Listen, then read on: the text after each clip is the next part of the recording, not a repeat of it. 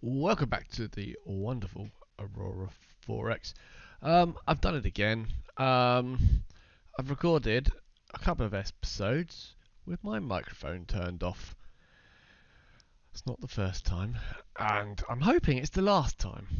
Anyway, so what we're doing is a little bit of a recap and stuff anyway.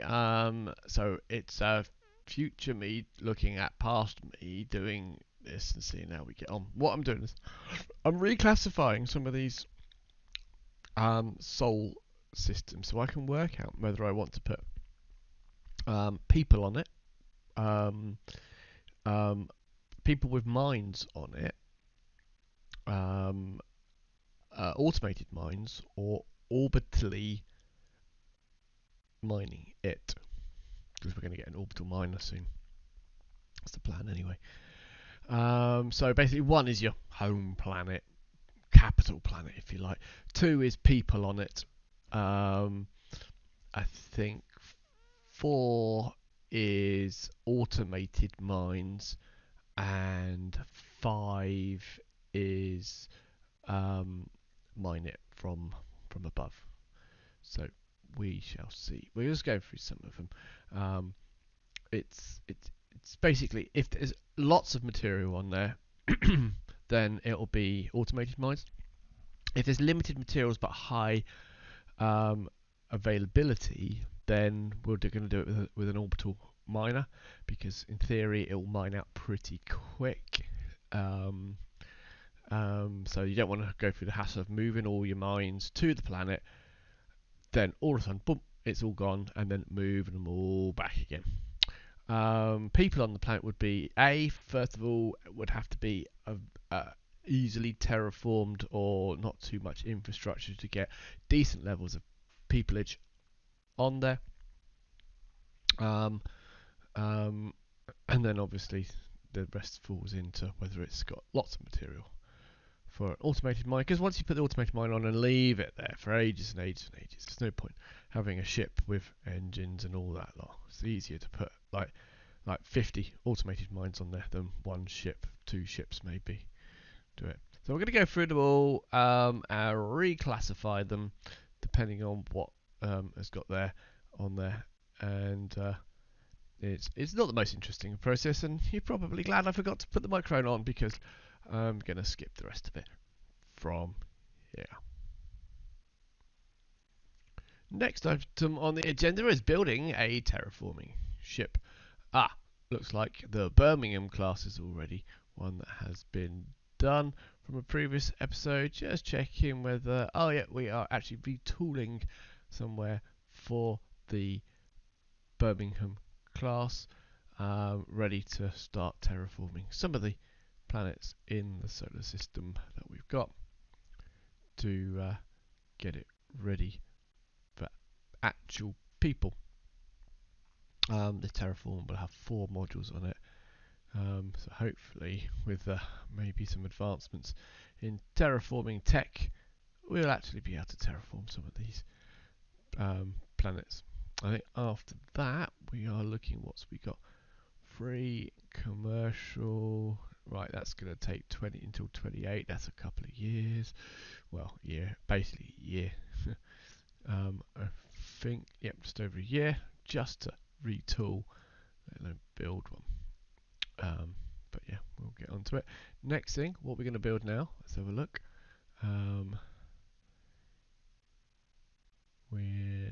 That's the Birmingham. Can't imagine what else you're talking about it. I've covered everything. New class, there we go. And we're going to call this one we're renaming it the Terraformer, and then put the year, because I was beginning to forget which of these British cities were which. I mean, it's nice to have them as like the Birmingham and the Belfast and the Cardiff and the Edinburgh, but if you forget what they do, it makes it awkward. Makes it very awkward. Right, next thing we're going to do is a new ship, and we're looking for orbital miner. It's in there somewhere, promise you. Orbital miner, there we go. And what are we going to do? What are we going to build? Let's have a look. What's one of those? Don't know. We've researched it. Not sure what it is though. Look for it. Look for the orbital miner. It's up a bit. It's up a bit. There it is. Up a bit. There we are. Orbital miner. One. Just gonna do one. We're gonna do two, three, four. What about four? Well, that's 20,000. Well, that seems reasonable. 20,000. It's not a extraordinarily big ship at 20,000. And that gives you the equivalent of 4 orbital miners. So that's 4 automated miners. So, let's put our big engine on it as well. Hit it. Put it on. You're going to put the small engine on? It's going to be a reasonably big ship.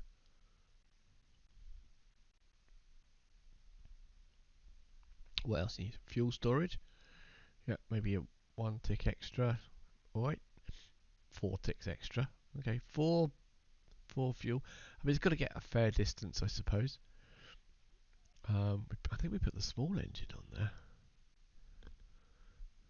Well, it doesn't have to get there fast, you know. And once it's at an asteroid, it's going to sit there for a fair amount of time. How far is the furthest asteroid? About 10 billion. Can't really imagine how far else it could go. So if it can do 20 billion, it can get to an asteroid and get back home again to refuel. That sounds fair enough. I think that'll do, wouldn't it? Yeah, so this one could do 24 billion. That's sort of an asteroid. Maybe move to another one local to it and then head on home. I think that would work, I would say.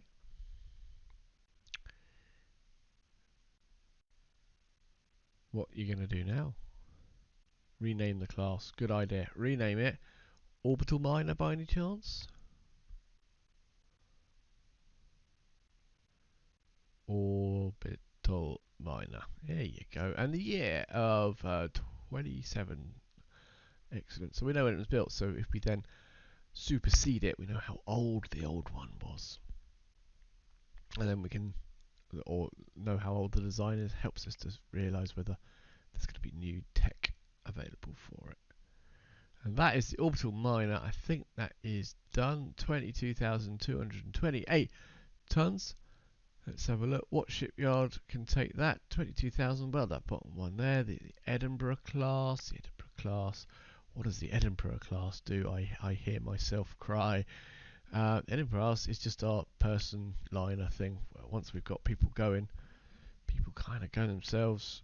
The civilians catch up with that, so that's fine.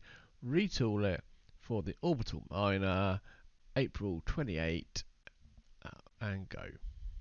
Lovely, lovely, lovely. That should do us well and good.